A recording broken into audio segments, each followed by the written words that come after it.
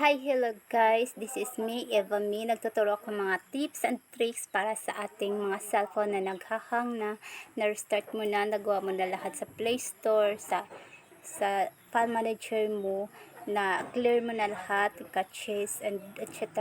Pero hindi pa rin siya working. So, ganito lang 'yon. Punta ka dito sa Play Store. Oops, sorry guys. Sorry dun. Play Store, wait mo lang kasi naglo-loading siya kasi punong-puno po talaga yung cellphone ko. At yan, punta ka dito sa account mo. Sa account din, yan. Punta ko sa manage apps and device. Manage app and device. Puntahan mo dyan.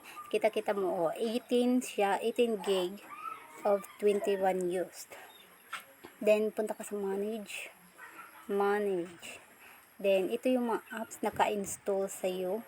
Yan mga apps. Tingnan mo dito sa device. Balikan ko para makita mo. Ito, device. Pindutin mo yung device at kita mo yung uninstall. Click mo yan. Yan. Nandyan yung mga na-uninstall apps mo na hindi mo akalain nakasave pa pala siya sa Play Store. Yan. Delete mo yan. Click mo lang dyan. Click mo dyan. Then, X. Remove. Yan, finish. Working na yung cellphone natin at mabilis na siya mag-subscribe for more info. Thank you.